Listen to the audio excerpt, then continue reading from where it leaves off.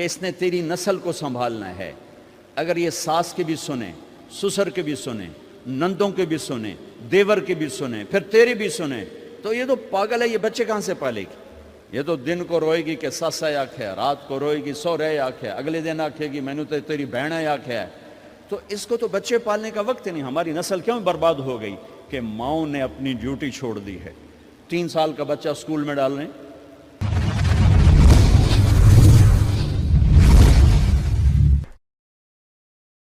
بھائی اور بہنوں، اسلام زندگی گزارنے کا وہ طریقہ ہے جو اللہ نے اپنے علم کامل سے ہمیں عطا فرمایا۔ بنیادی طور پر انسان کے بارے میں اللہ تعالیٰ فرماتے ہیں وَمَا أُوتِيتُم مِّنَ الْعِلْمِ إِلَّا قَلِيلًا، کہ میرے بندو تمہارے پاس علم بہت تھوڑا ہے۔ جو جس لائن میں جہاں پر بھی ہے تو یہ آیت اس کے اوپر آتی ہے، تھوڑا علم ہے۔ یقیناً تھوڑے علم کے ساتھ صحیح فیصلے نہیں کیے جا سکتے، تو اس لیے اللہ نے اپنے علم کامل سے ہمیں زندگی گزارنے کا ایک قانون دیا، اور اس پر اتنا بڑا چیلنج کیا، لا ریب فیہ، الف لام میم ذالک الکتاب لا ریب فیہ۔ دنیا کا بڑے سے بڑا مصنف اپنی کتاب لکھتے ہوئے یہ دعویٰ نہیں کر سکتا کہ آگے جو کچھ کہا جا رہا ہے یہ شک و شبہ سے بالا تر ہے، کوئی نہیں دعویٰ کر سکتا۔ پوری کائنات صرف اللہ کو یہ حق حاصل ہے کہ وہ یہ کہے لا ریب فیہ، یہ شک و شبہ سے بالا تر کتاب ہے، قانون ہے۔ اسلام کا ایک حصہ عبادات، دوسرا حصہ معاشرت، اسلامی معاشرت، اس نے ہمارے اندر جگہ نہیں بنائی۔ جو پٹھانوں کی معاشرت ہے وہ اسی پہ چلتے ہیں، جو پنجابیوں کی معاشرت ہے وہ اس پہ چلتے ہیں، جو سندھیوں کی ہے وہ اس پہ چلتے ہیں، جو بلوچوں کی ہے وہ اس پر چلتے ہیں۔ اسلام ہماری معاشرت بدل دیتا تو پوری دنیا کے انسانوں کے لیے اسلام میں آنا بہت آسان ہو جاتا، کیونکہ عبادات سے متاثر کوئی کوئی ہوتا ہے، اور معاشرت ایسی چیز ہے جو اس طرح کھینچتی ہے جیسے شہد مکھی کو کھینچتا ہے، اور جیسے روٹی بھوکے کو کھینچتی ہے، اور جیسے پانی پیاسے کو کھینچتا ہے۔ اسلامی معاشرت ایسی خوبصورت زندگی ہے کہ جو لوگوں کو کھینچتی ہے۔ شادی بھی معاشرت کا حصہ ہے۔ میرے نبی نے خود 11 شادیاں کی، 13 کی، 2 شادیاں نکاح ہوا اور طلاق دے دی، گھر نہیں بسایا، 11 گھر بسائے، 2 کا آپ کی زندگی میں انتقال ہو گیا، حضرت زینب بنت خزیمہ اور حضرت خدیجہ بنت خویلد رضی اللہ تعالی عنہما۔ 4 بیٹیوں کی شادی کی، 11 شادیاں خود کی، شوہر بن کے دکھایا، باپ بن کے دکھایا، سسر بن کے دکھایا، کہ ہماری معاشرت جہاں ہمارا جوائنٹ فیملی سسٹم ہے، اگر ہم لوگ شریعت کو جانتے تو یہ بڑا خوبصورت نظام تھا، لیکن چونکہ ہم شریعت نہیں جانتے تو جوائنٹ فیملی سسٹم سے بہت بڑا ظلم وجود میں آ رہا ہے۔ یہ وہ ظلم ہے جو عدالتوں میں ڈسکس نہیں ہو رہا، جو پنچایتوں میں ڈسکس نہیں ہو رہا، یہ وہ ظلم ہے جو گھروں میں ہو رہا ہے، کیونکہ اپنی وہ حدود باؤنڈری لائن نہیں جانتے کہ میری باؤنڈری کہاں سے شروع ہوتی ہے اور کہاں جا کر ختم ہوتی ہے۔ ایک گھر کیسے چلنا چاہیے اس پر سینکڑوں آیات آئی ہیں۔ اتنی آیات نماز کے لیے نہیں آئیں جتنی ایک گھر کیسے چلنا چاہیے، جتنی اس کے لیے آیات آئیں۔ سورۃ النساء ساری گھر کی زندگی بتاتی، سورۃ المائدہ گھر کی زندگی بتا رہی، سورہ تحریم گھر کی زندگی بتا رہی، سورہ طلاق گھر کی زندگی بتا رہی، سورہ بقرہ میں گھر کی زندگی کی سینکڑوں آیات ہیں۔ کہ ایک گھر کیسے چلنا چاہیے، چونکہ یہ نہ مولوی جانتا ہے، نہ جج جانتا ہے، نہ یہ اے سی بچہ جانتا ہے، نہ ڈاکٹر جانتا ہے، نہ دیہاتی جانتا ہے، نہ شہری جانتا ہے کہ گھر کیسے چلتا ہے۔ چونکہ یہ چیپٹر میں آپ کو کیا گلا دوں، ہمارے مدرسوں میں بھی نہیں پڑھایا جاتا۔ ہمارے مدرسے بھی زور دکھاتے ہیں جہاں کوئی اختلافی بات آ جائے، پھر انہوں نے ویکھن والے ہوندے زور کیویں لگدے، جہاں کوئی اخلاقی بات آ جائے تو استاد بھی ٹھنڈا ہوتا ہے، شاگرد بھی ٹھنڈے ہوتے۔ تو یہ چیپٹر تو پڑھائے نہیں جاتے، مدرسوں میں بھی نہیں پڑھائے جاتے، تو میں آپ سے کیا گلہ کروں؟ تو ہمارے مدرسے سے پڑھے ہوئے بچوں کو نہیں پتہ، ہمارے علماء کو نہیں پتہ کہ گھر کیسے چلتا ہے، کہ نبی کی وہ زندگی جو گھر میں تھی وہ کیسی تھی، یہ نہ پڑھی جاتی ہے نہ پڑھائی جاتی۔ 11 شادیاں شوق کی تھیں، 11 شادیاں شوق کی تھیں۔ شوق ہوتا تو 25 سال کا خوبصورت جوان 40 سال کی عورت سے شادی کرتا، جن کے 2 شادیاں پہلے ہو چکی ہیں اور ہر شادی سے اولاد موجود ہے، اور آپ ایسے حسین ہیں کہ حضرت عائشہ فرماتی ہیں کہ یوسف علیہ السلام کو دیکھ کر عورتوں نے ہاتھ کاٹے تھے، میرے محبوب کو دیکھتی تو سینے چیر کے بیٹھ جاتی۔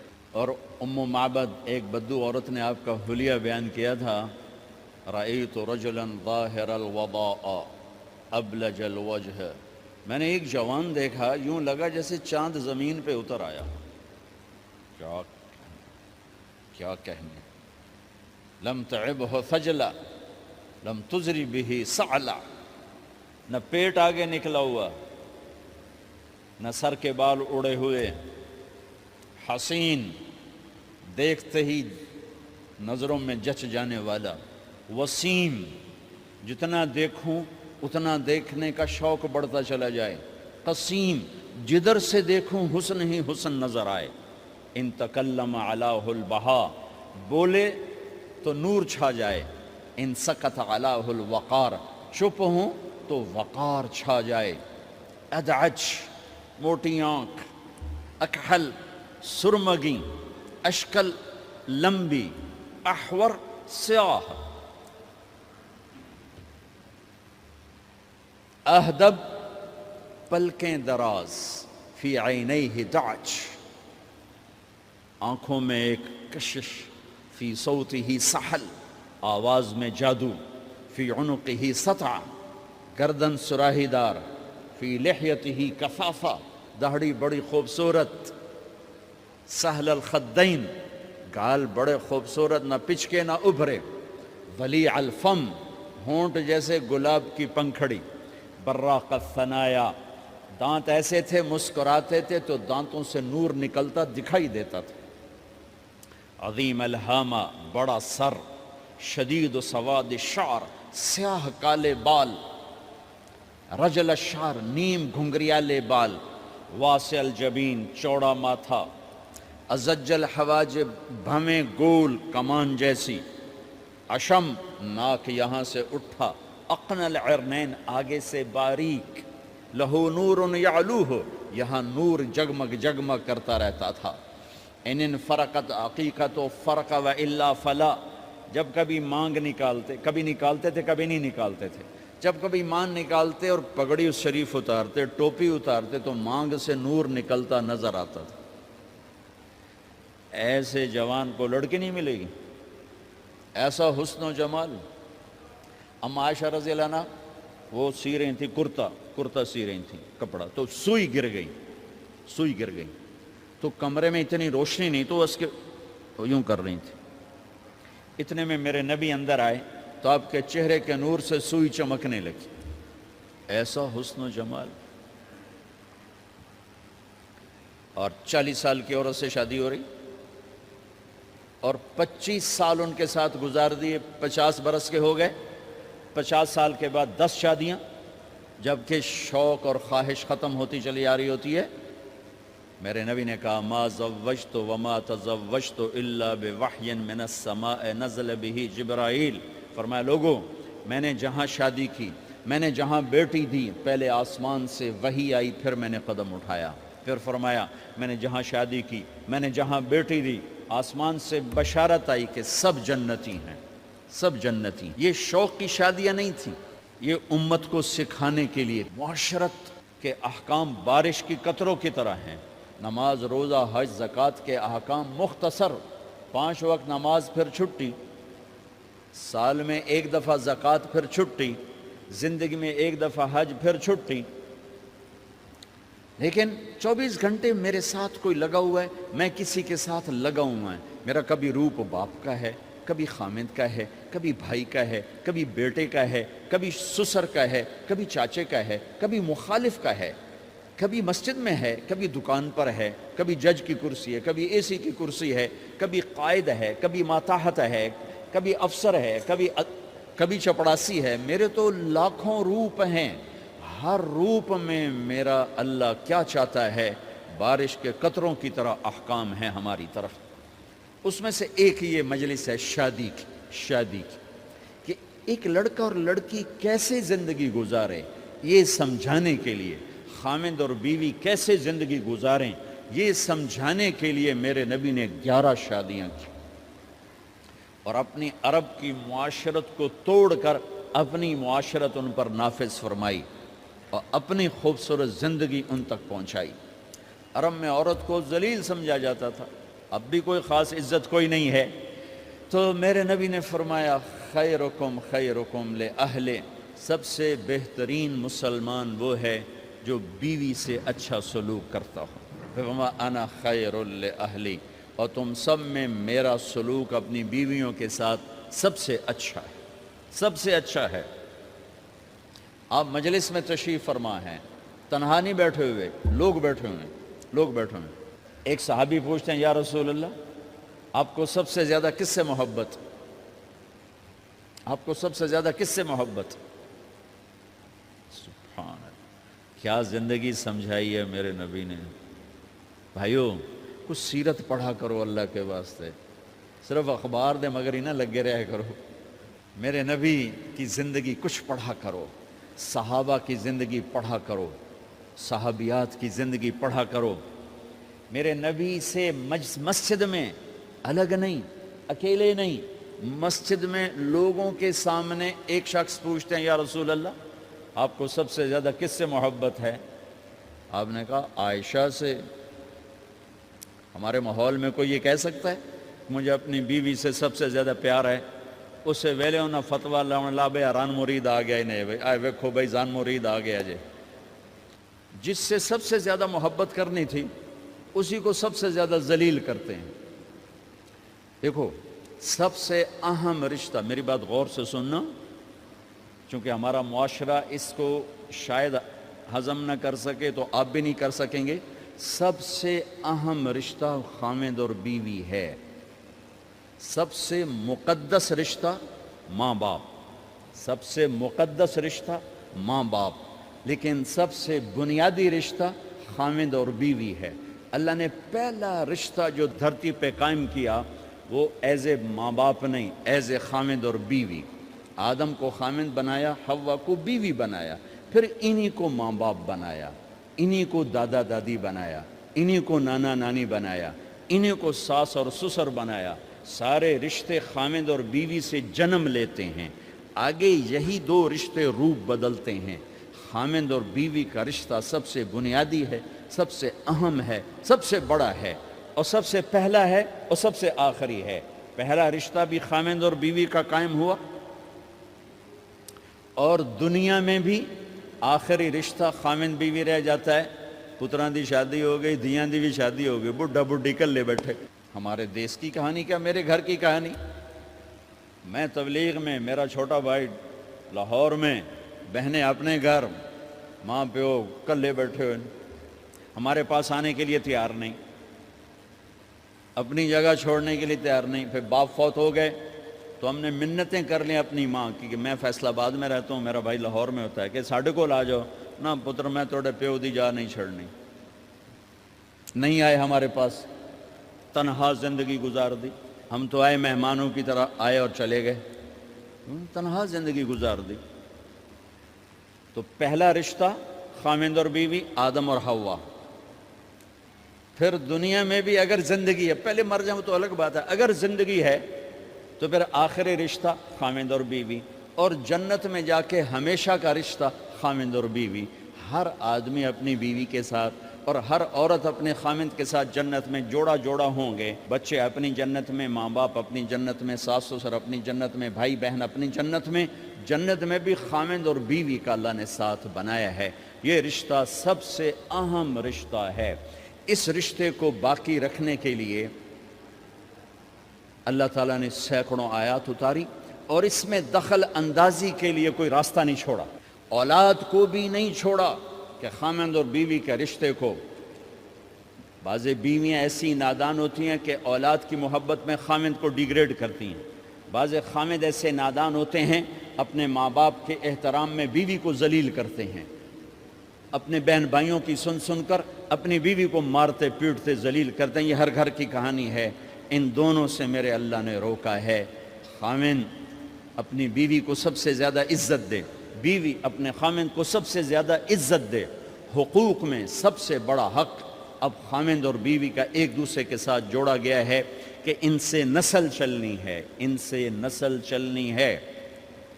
آپ حیران ہوں گے، بیوی کے ذمہ خامند کی روٹی پکانا شریعت نے نہیں لگایا، تو خامند کے ماں پیو کی روٹی کیسے ذمہ ہوگی؟ خامند کے بہن بھائیوں کی روٹی کیسے ذمہ ہوگی؟ کتنی بہنوں نے گھر اجاڑ دیے بھائیوں کے، کتنے ساس سسر نے اپنے بیٹے کے گھر اجاڑ دیے.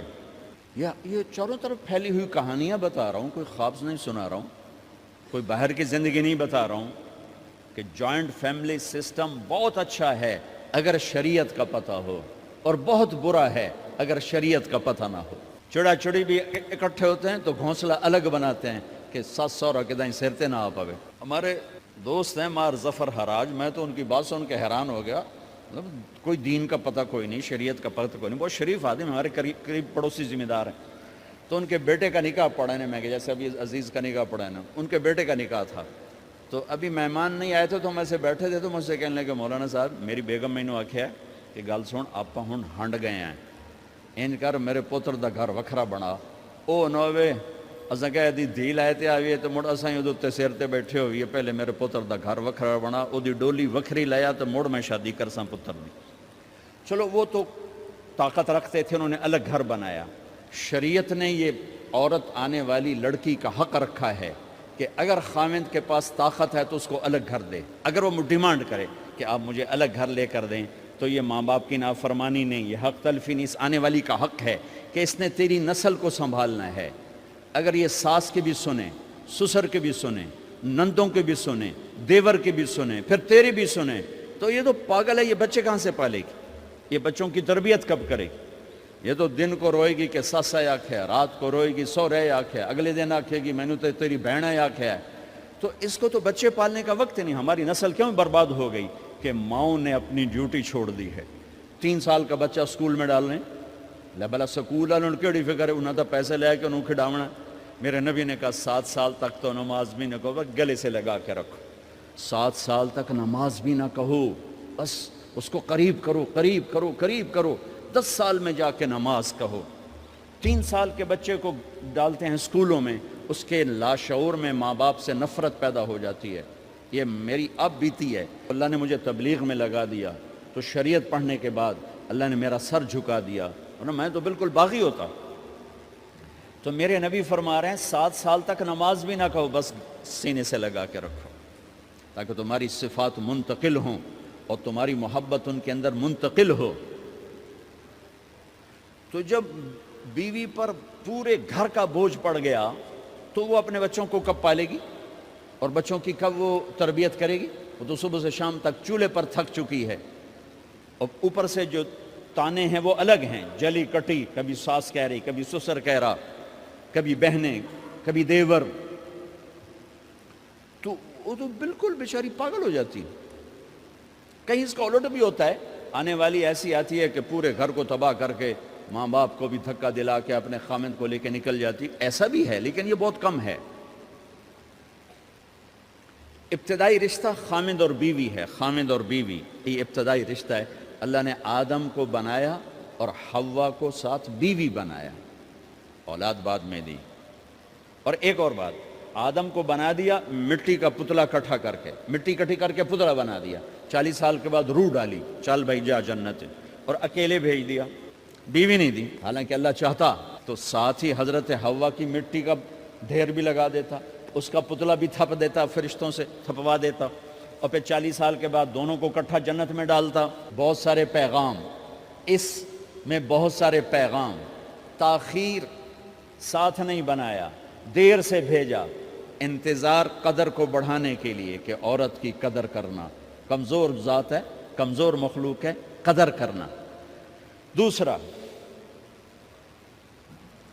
پہلے دن پتلا نہیں بنایا کہ ننگا پڑا ہو، عورت کا پتلا ننگا ہو، مٹی کا ہو، پتھر کا ہو، تو اس میں کیا کشش؟ تو ان مرد کے لیے کشش کوئی نہیں، تو فرشتوں کو کیا کشش تھی؟ پہلے دن سے عورت کو پردے میں بنایا، بے پرد نہیں کیا، بے پرد نہیں کیا، اس کا پتلا نہیں بنایا، اسے ننگا نہیں چھوڑا، اس کو پہلے دن سے کورڈ۔ اور کیسے بنایا؟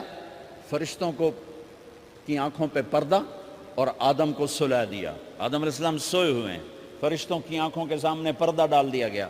جب آدم اٹھے ہیں، اور ایک اور بات، جنت میں رہ کر بھی آدم علیہ السلام کا دل نہیں لگتا تھا، اداس اداس رہتے تھے۔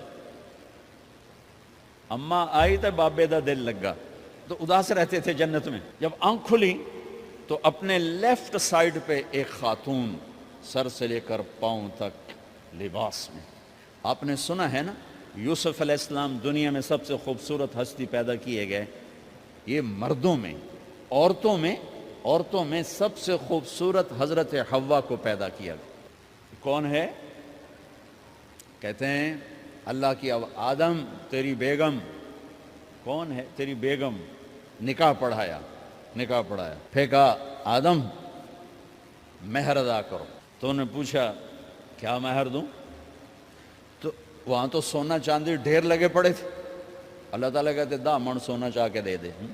میرے اللہ نے کہا تیری نسل میں میرا آخری حبیب آنے والا ہے، اس پہ ایک دفعہ درود پڑھ دے، یہ مہر ہے۔ سیدھے ہاتھ میں برکت ہے، پیدا کیا الٹی طرف سے۔ الٹی طرف سے کیوں پیدا کیا ہے؟ کہ الٹی طرف دل ہے، اور دل کے نیچے جو پسلی ہے وہاں سے پیدا کیا۔ اس میں پیغام کیا دیا کہ عورت جس روپ میں ہو، پہلا روپ اس کا بیوی بنا، پھر وہ ماں بنی، پھر اس آگے بیٹی کا روپ ہے، پھر بہن کا روپ ہے، پھر خالہ ہے، پھوپھی ہے، دادی ہے، نانی ہے، ساس ہے۔ جس روپ میں بھی عورت ہے اس کو دل کے قریب جگہ دو۔ یہ دل کے نیچے سے پیدا کرنے میں یہ پیغام دیا گیا ہے، اسے ذلیل نہ کرو، اسے خوار نہ کرو، اسے بے عزت نہ کرو، اس پر شدت نہ کرو۔ تو پہلا بنیادی رشتہ خامند اور بیوی ہے، اور آخری رشتہ بھی خامند اور بیوی ہے۔ لیکن اس وقت ہمارے معاشرے میں خامند سے زیادہ اس کے ماں باپ حق جتلاتے ہیں، خامند سے زیادہ اس کی بہنیں حق جلاتی ہیں، خامند سے زیادہ اس کے رشتہ دار حق جتلاتے ہیں، اور جھوٹی سچی شکایتیں لگا کر بیوی سے متنفر کرتے ہیں، اور کہیں بیوی کو خامند سے متنفر کرتے ہیں، آپس میں لڑائی لڑا کے پھر خوش ہوتے ہیں۔ میرے نبی سے پوچھا جائے یا رسول اللہ آپ کو سب سے زیادہ کس سے پیار ہے؟ تو آپ نے کہا عائشہ سے۔ اللہ، وہ جھینپ کے کہنے کے نہیں، میں پوچھ رہا ہوں لوگوں میں آپ کو کس سے زیادہ پیار ہے؟ تو آپ کہتے ابو بکر سے۔ تو آپ نے پھر کہا ابوہا، مجھے عائشہ کے باپ سے زیادہ پیار ہے۔ پھر پہلے عائشہ کا، تو پھر کہتے ابو بکر۔ تو آپ نے کہا نہیں، ابوہا، مجھے عائشہ کے باپ سے سب سے زیادہ پیار ہے۔ یہ آپ کو میسج دیا ہے کہ گھر کی زندگی کیسے ہوتی ہے، کوئی عشق نہیں چڑھا ہوا تھا، میسج دینا۔ اما عائشہ چھوٹی عمر کی تھیں، ان کو آٹا گوندھ کے دیتے تھے، آٹا گوندھ کے دیتے تھے، پھر جب ان کو آٹا گوندھنا آ گیا پھر چھوڑ دیا، پھر ان کو سامنے بٹھا کر لقمے بنا کے کھلاتے تھے۔ پھر اما عائشہ رضی اللہ تعالیٰ عنہ کوئی گوشت کا ٹکڑا، وہاں بڑے بڑے گوشت کے ٹکڑے پکائے جاتے تھے، تو کوئی گوشت کا ٹکڑا اٹھایا اور ایسے 2-4 جگہ سے نوچا اور پھر رکھ دیا، سارا کھایا نہیں جاتا تھا، تو اللہ کے نبی اسی کو اٹھاتے اور حضرت عائشہ کو دکھا کر، جہاں سے حضرت عائشہ نے نوچا ہوتا تھا وہاں سے یوں کاٹ کے دکھاتے تھے۔ پھر حضرت عائشہ رضی اللہ تعالیٰ نے گلاس اٹھایا پانی پینے کے لیے، جہاں ہونٹ لگائے تو پہ گلاس رکھ دیا، بڑے بڑے گلاس ہوتے تھے، تو حضرت ہمارے نبی اٹھاتے تھے، جامع عائشہ کے ہونٹ لگے ہوتے تھے وہاں ہونٹ لگا کے پانی پیتے تھے۔ یہ آپ کو سکھانے کے لیے ہے، اپنے گھر والوں کے ساتھ بیٹھ کے کھانا کھاتے۔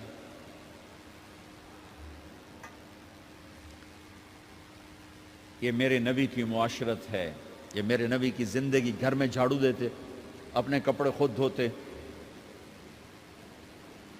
کوئی چیزیں بکھری پڑی ہوتی تو بیوی کو نہیں ڈانٹتے، خود اٹھ کے سیٹ کر کے رکھ دیتے۔ گھر والوں کے ساتھ مل کر برتن دھوتے، صفائی کرتے، گھر والوں کے ساتھ مل کر۔ یہ میرے نبی کی ایک خوبصورت زندگی ہے بھائیو بہنوں، ہم بھلا چکے ہیں۔ بیوی کے لیے خامند کو سب سے بڑا حقدار۔ بعض لڑکیاں ایسی نادانی کرتی ہیں کہ شادی کے بعد بھی اپنے ماں باپ کی آنکھ کو دیکھ کے چلتی ہیں۔ شادی کے بعد سب سے بڑا حق خامند کا ہے، شادی کے بعد سب سے بڑا حق خامند کا ہے۔ ماں باپ پیچھے چلے جاتے ہیں، بہن بھائی پیچھے چلے جاتے ہیں، لیکن یہ نادانیاں بھی دیکھنے کو ملتی ہیں کہ شادی کے بعد بھی ماں باپ اپنی بچی کو اپنے قابو میں رکھنے کی ترتیبیں سوچتے ہیں تو وہ بھی اپنی بچی کا گھر برباد کر دیتے ہیں۔ میرے نبی سے پوچھا گیا یا رسول اللہ عورت پر سب سے زیادہ کس کا حق ہے؟ تو آپ نے فرمایا اس کے خامند۔ ایک خاتون ہے، یا رسول اللہ میری شادی ہو رہی ہے تو میرے اوپر میرے خامند کا کیا حق ہے؟ تو آپ نے ارشاد فرمایا تیرے خامند کے جسم پر زخم ہو، زخموں میں پیپ پڑ جائے اور تو اپنی زبان سے چاٹ چاٹ کے زخم صاف کرے تو تو نے اپنے خامند کا حق ادا نہیں کیا۔ خامند کو سمجھایا کہ سب سے بہترین مسلمان وہ ہے جو بیوی سے اچھا سلوک کرتا ہے، اور میرا سب سے اچھا سلوک ہے اپنی بیویوں کے ساتھ، یعنی قاب قوسین او ادنا آپ کا مقام ہے۔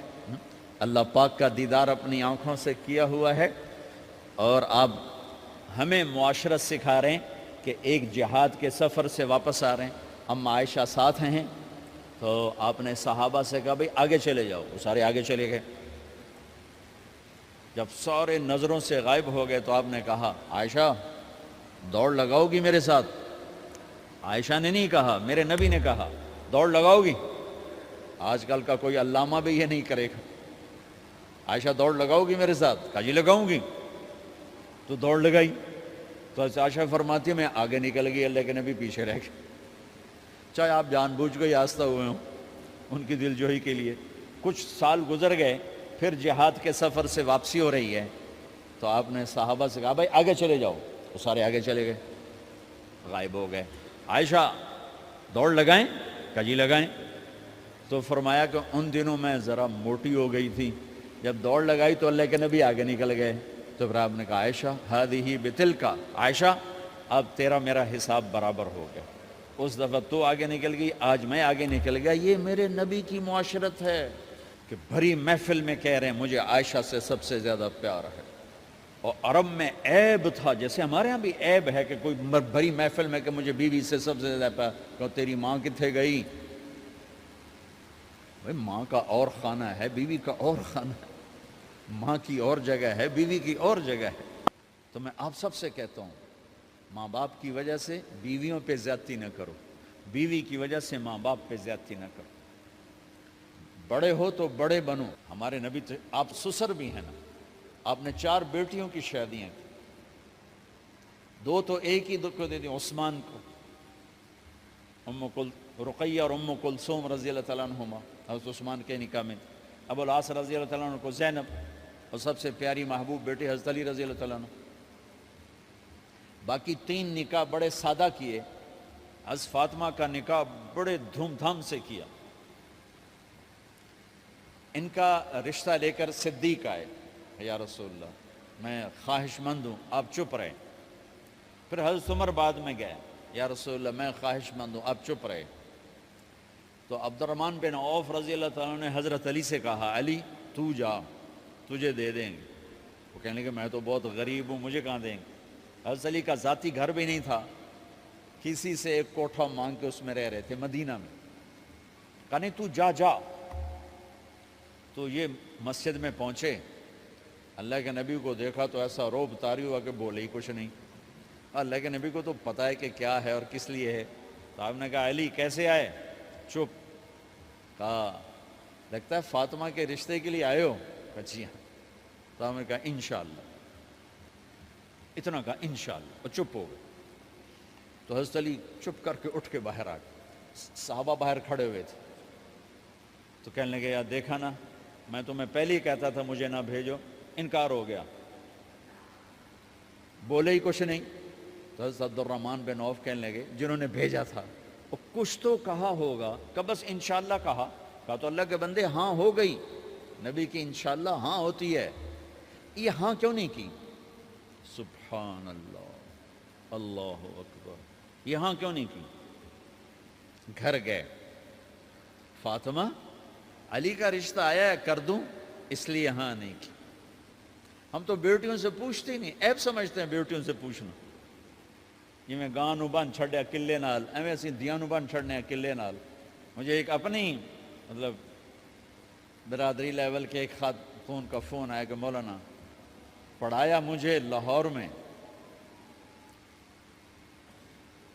اچھے کالجوں میں، اور میری منگنی کرتے وقت مجھ سے پوچھا ہی نہیں، اور ایک شرابی سے منگنی کر کے مجھے اطلاع دی اسی تیری منگنی کر چھڑی ہے، فلانی تاریخ نو تیرا نکاح بھی ہونا ہے۔ مجھے آج تک گلہ ہے، پوچھ لیتے، اگر نہیں پوچھا تھا چلو میں انہاں ساڑھے پنجاب وچ کوئی نہیں پوچھ دے، گاں موج دی طرح ٹور چھڑ دین، تو چلو اتنا تو ویکھ لیندے بھی کم از کم شراب تو نہ پیندا ہویا، ایک شرابی نال میرا نکاح کر چھڑ، ساری زندگی اڈیاں رگڑ رگڑ میری گزر گئی۔ علی جیسا رشتہ آیا ہو تو اوپر سے حکم بھی آ چکا ہو کہ علی کو ہی دینا ہے، تو پھر آپ فاطمہ سے پوچھیں فاطمہ تیرا رشتہ آیا ہے علی کا، کر دوں؟ حضرت فاطمہ نے ہاں کی تو پھر مسجد تشریف لائے۔ یہ آپ کو معاشرت سکھائی جا رہی کہ بیٹیوں سے بھی پوچھو، زندگی انہوں نے گزارنی ہے، تم نے تو نہیں گزارنی۔ بس میری غیرت دا سوال ہے، میں اتنا ہی کرنا نہیں تو بیٹھی رہے۔ میری اپنی فیملی میں اتنی عورتیں بوڑھی ہو کے قبروں میں چلی گئیں، بس اتنا ہی کرنا نہیں کرنا تو بیٹھی رہے، وہ بیٹھی رہ گئیں۔ یہ ظلم و ستم ہے جو تمہاری عدالت میں بھی نہیں آتا، کوئی کیس بھی نہیں ہوتا، لیکن اللہ کی عدالت میں کیس درج ہو چکا ہے کہ میرے نبی نے علی جیسے داماد کے لیے بھی پہلے پوچھا، حالانکہ اوپر سے اشارہ ہو چکا ہے۔ ابھی بتاتا ہوں میں، فاطمہ بیٹی علی کا رشتہ ہے، کر دوں؟ انہوں نے کہا کر دیں، پھر کہا بلاؤ، پھر علی آئے، کہ علی جمع کرو لوگوں کو، مسجد ساری بھر گئی، تو آپ ممبر پر تشریف فرما ہوئے، حضرت علی کو ایسے سامنے بٹھایا، کہ لوگوں مجھے جبریل اللہ کی طرف سے پیغام دینے آئے ہیں کہ میں اپنی بیٹی فاطمہ کا نکاح علی کے ساتھ کر دوں۔ آسمان سے وحی بھی آئی ہو اور پھر بھی پوچھا جائے، یہ میرے نبی کی معاشرت ہے۔ ہم تو پوچھنا عیب سمجھتے اور اسے ذلت سمجھتے ہیں۔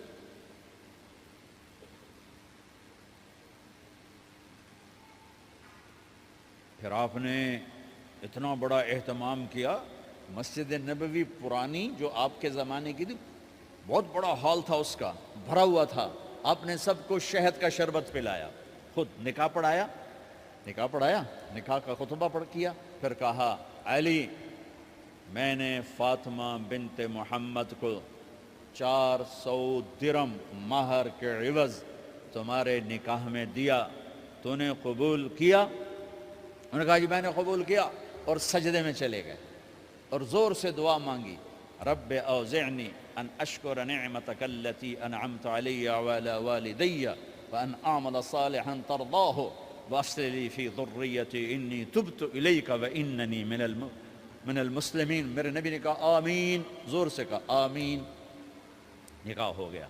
رخصتی ہوئی 6 مہینے بعد، 1 مہینے بعد، 1 سال بعد، 3 روایات ہیں، فوراً 4 روایات، لیکن زیادہ صحیح ہے دیر کے بعد، فوراً نہیں ہوئی، کچھ عرصے کے بعد رخصتی ہوئی۔ حضرت عقیل آپ کے بھائی وہ کہنے لگے علی اب رخصتی ہو جانی چاہیے، تو یہ دونوں مل کر آئے سلمان فارسی کے پاس کہ سلمان بھائی ہماری رخصتی کروا دو۔ سلمان فارسی کا بڑا احترام تھا، انہوں نے جا کر بات کی ام سلمہ رضی اللہ تعالیٰ عنہ سے، ام سلمہ نے بات کی اللہ کے نبی سے، کہا ہاں آ جائے لے جائے، تو علی رضی اللہ تعالیٰ عنہ اپنی اونٹنی لے کر آئے. تو حضرت علی کا گھر وہ کرائے پر گھر تھا ایک کونے پر. تو وہاں اسما بنت امیس اور ام ایمن گئیں اور اس کے فرش کو لیول کیا, فرش میں سرخ مٹی ڈال کے اس کو لیول کیا اور دیواروں کی پوچا پاچی کی اور وہاں کھوٹیاں لگائیں کپڑے ٹانگنے کے لیے. آپ نے حضرت عائشہ, حضرت ام حبیبہ, حضرت ام سلمہ سے فرمایا تمہیں پتہ ہے نا مجھے فاطمہ سے کتنا پیار ہے, اسے دلہن بناؤ. دلہن بنانا بھی سنت ہے, دلہن بناؤ, اسے دلہن بناؤ. تو آپ کو دلہن بنایا گیا. پھر علی رضی اللہ تعالیٰ عنہ تشریف لائے سلمان فارسی اور عقیل کے ساتھ, اونٹنی کو دروازے پر بٹھایا. تو آپ نے علی کا ہاتھ پکڑا, اندر تشریف لے گئے اور فاطمہ کا ہاتھ پکڑ کے علی کے ہاتھ میں دیا اور کہا بیٹی مجھے اپنے خاندان میں جو سب سے زیادہ محبوب تھا میں نے تیرا ہاتھ اس کے ہاتھ میں دیا ہے. پھر کہا علی تجھے نبی کی بیٹی مبارک, نبی کی بیٹی مبارک. پھر آپ نے اسے پیالے میں پانی منگوایا اور اس میں آخری 2 سورتیں پڑھ کے دم بھی کیا, تھوک بھی ڈالا.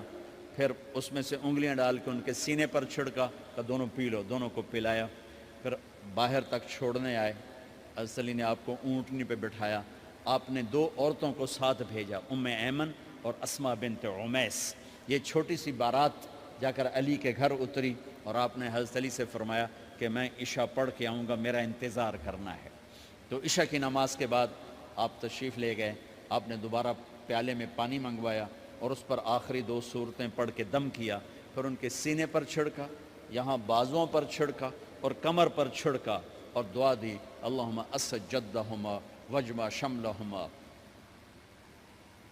وبارک علیہما واخرج منہما ذریۃ صالحہ. یہ دعا دی آپ نے اس وقت کہ میرے مالک ان کے جمع ہونے میں برکت عطا فرما اور ان کو سعادتیں عطا فرما اور ان کو نیک اولاد عطا فرما. یوں میرے نبی نے اپنی بیٹی کو رخصت فرمایا. اگلے دن آپ نے حضرت علی کو بلا کے فرمایا علی ولیمہ بھی کرنا ہے. کہنے لگے یا رسول اللہ میرے پاس تو کچھ نہیں. تو آپ نے کہا, تو سعد بن ابی وقاص کہنے لگے یا رسول اللہ میرے پاس ایک چھترا کھڑا ہے, چھترا لاؤ. ذبح کیا گیا. آپ نے اس میں چھوارے ڈلوائے, قورمہ بنوایا, قورمہ, اور اپنی طرف سے حضرت علی کو پیسے دیے کہ جاؤ جاؤ چھوارے, گھی, شہد خرید کے لاؤ.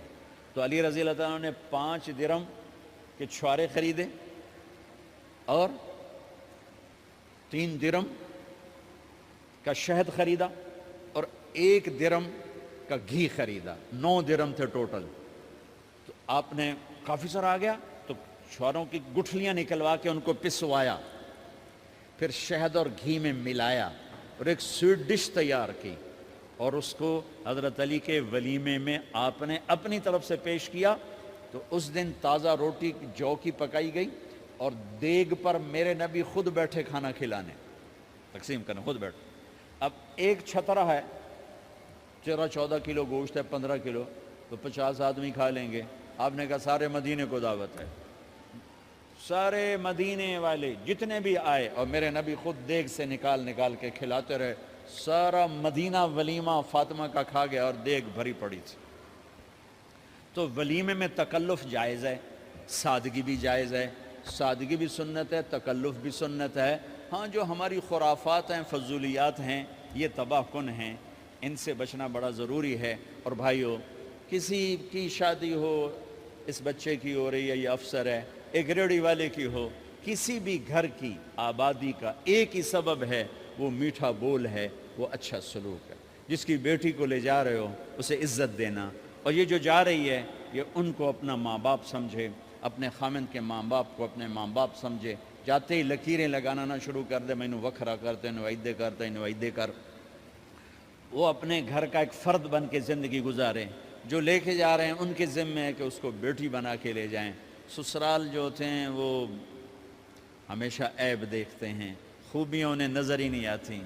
تو کھٹ بٹ تو ہوتی رہتی ہے, کوئی ایسی بڑی بات نہیں. کھٹ بٹ کو صلح میں بدلو, مزید چڑھائی جھگڑا نہ بڑھاؤ. میرے نبی حضرت فاطمہ کے گھر آئے, دیکھا تو آپ اداس بیٹھی. آپ نے کہا فاطمہ بیٹی کیا ہوا؟ کہ میرا اور علی کا جھگڑا ہو گیا. اچھا. خود گئے, بیٹی کے باپ ہو کر دیکھا تو حضرت علی مسجد میں سوئے ہوئے تھے. آپ نے ان کو اٹھایا, کہا یا ابا تراب قم, آپ کو یہ ٹائٹل یہاں ملا, اے ابو تراب. فرمایا کرتے تھے کل کائنات ملتی تو اتنی خوشی نہ ہوتی جتنا اس ٹائٹل کی خوشی ہے. ابو تراب کہنے کا کیا مطلب تھا کہ اظہار محبت کے لیے ایسے ٹائٹل دیے جاتے تھے. تو ابو تراب کہہ کر یہ میسج دیا کہ میاں بیوی کی لڑائی ہوتی رہتی ہے, میں تجھ سے ویسے ہی محبت کرتا ہوں جیسے پہلے کرتا تھا. یہ میسج دیا اس نے. اب حضرت علی کو لائے اٹھا کر اور گھر میں تشریف لائے. نہ علی کی سنی نہ فاطمہ کی سنی. ہاں بھئی علی کی مسئلہ ہے, ہاں بھئی فاطمہ کیا مسئلہ ہے. یہ مسئلے سن سن کے بھی زیادہ لڑائی ہو جاتی. صلح کراون والے بھی آپ ہو 2-4 لتر مار کے آ جاندے. تو میرے نبی نے کیا کیا, سبحان اللہ, زمین پر لیٹ گئے. ادھر علی کو لٹایا, ادھر فاطمہ کو لٹایا. علی کا ہاتھ اپنی ناف پہ رکھا, فاطمہ کا ہاتھ ان کے ہاتھ پہ رکھا, اور بیٹی کے ہاتھ پر اپنا ہاتھ رکھا. پھر فرمایا کہو ہماری صلح ہو گئی. علی کہو, فاطمہ کہو. دونوں نے کہا ہماری صلح ہو گئی. آپ اٹھے, خوش خوش باہر آئے, چہرہ ایسے گلاب کے پھول کی طرح. صحابہ نے عرض کی یا رسول اللہ آج آپ بڑے خوش نظر آ رہے ہیں. فرمایا علی و فاطمہ کی صلح کرا کے آ رہا ہو. تو کھٹ بٹ ہو جانا تو کوئی بڑی بات نہیں ہے, مطلب یہ وہ گھر ہے, میں اس گھر کی کیا تعریف کر سکتا ہوں. تو میں آگے کا ایک قول سنا دیتا ہوں ابن عباس کا کہ جنت میں نور کی چمک اٹھے گی. ساری جنت ہی کہیں گے یہ نور کیسا نور ہے بھائی جو ساری جنت کے نور پر چھا گیا. تو فرشتے بتائیں گے کہ او جنت الفردوس میں علی و فاطمہ بیٹھے ہیں, کسی بات پہ ہنسے ہیں, ان کے دانتوں سے جو نور نکلا ہے اس نے جنت کو روشن کر دیا. لیکن کھٹ پٹ یہاں بھی ہو گئی. ان سے بڑا گھر میرے نبی کا ہے, وہاں بھی کھٹ پٹ. ایک دفعہ آپ نے حضرت عائشہ سے کہا مجھے پتہ لگ جاتا جب تو مجھ پہ ناراض ہوتی ہے, مجھے پتہ چل جاتا ہے. انہوں نے عرض کی یا رسول اللہ آپ کو کیسے پتہ چلتا ہے؟ کہ جب تو مجھ پہ ناراض ہوتی ہے نا تو قسم اٹھاتے ہوئے کہتی ہے ابراہیم کے رب کی قسم, اور جب مجھ پہ راضی ہوتی ہے تو پھر تو قسم اٹھاتے ہوئے کہتی ہے محمد کے رب کی قسم. کہ ایسے مجھے پتہ چل جاتا ہے جب تو کہتے ہیں نا ابراہیم کے رب کی قسم, تو مجھے پتہ چل جاتا ہے کوئی کھٹ بٹ ہو گئی ہے. تو نبی کے گھر میں بھی ہو جاتی ہے. یہ مسئلہ تو ختم ہوگا جنت میں. ہمارے ذمہ ہے کہ ان چیزوں کو کم کریں. یہ ایک میرے نبی کی معاشرت ہے میرے بھائیوں, اسے سیکھو, اسے سمجھو, اسے پڑھو. تو بھائیوں میرا نبی ایک زندگی دے کر گیا ہے. یہ چونکہ شادی کا موقع ہے اس کو میں نے تفصیل سے بیان کیا ہے, اس کی تفصیل بیان ہی نہیں کی جاتی. یہ اتنی ضروری ہے جتنی نماز ضروری ہے. نماز تو 5 وقت پڑھیں گے, زندگی 24 گھنٹے روپ بدل رہی ہے. ہر روپ میں میرا نبی کیا چاہتا ہے اس کو سیکھو, اس کو سمجھو. کرو گے اللہ آپ کو چمکائے گا, بنائے گا. اپنی کمائیوں میں حلال لاؤ, حرام سے بچو. جج بھی بیٹھے ہیں, وکیل بھی بیٹھے ہیں, کسی ظالم کے وکیل نہ بنو. وَلَا تَقُلْ لِلْخَائِنِينَ خَصِيمًا. آپ کو ایک آیت میں جوڈیشری, جج, مقننہ اور وکلاء کا پیغام اللہ کا سنا دیتا ہوں. اِنَّا أَنزَلْنَا إِلَيْكَ الْكِتَابَ بِالْحَقِّ لِتَحْكُمَ بَيْنَ النَّاسِ بِمَا أَرَاكَ اللَّهُ وَلَا تَقُلْ لِلْخَائِنِينَ خَصِيمًا. مقننہ, قانون ساز. تو اِنَّا أَنزَلْنَا إِلَيْكَ الْكِتَابَ بِالْحَقِّ, قانون بنانے کا حق اللہ کو ہے, اللہ کے قانون کو اپناؤ. آگے جج حضرات, فَحْكُمْ لِتَحْكُمَ بَيْنَ النَّاسِ بِالْحَقِّ. ججوں کو حکم ہے کہ حق فیصلے کرنا, بک نہ جانا, دب نہ جانا, حق کے فیصلے کرنا. تیسرا وکلاء کو, وَلَا تَقُلْ لِلْخَائِنِينَ خَصِيمًا. ظالم بددیانت کی وکالت کے لیے کھڑے نہ ہو جانا ورنہ مارے جاؤ گے, مارے جاؤ گے. وَلَا تَقُلْ لِلْخَائِنِينَ خَصِيمًا. ان کے لیے دلائل قائم نہ کرنا ورنہ ہلاک و برباد ہو جاؤ گے. تو بھائیو یہ نکاح کو ذرا میں نے تفصیل سے بیان کی ہے کہ یہ زندگی ہے جس کو سیکھنا ہے. حلال کماؤ, بچوں کو حلال دو, بیوی کو حلال دو. اللہ کی قسم حرام سے کبھی بہار نہیں آتی اور حلال پہ کبھی خزاں نہیں. حلال کھانا, حلال کھلانا, تو تم شاد و آباد رہو گے. اللہ میں عمل کی توفیق بخشے.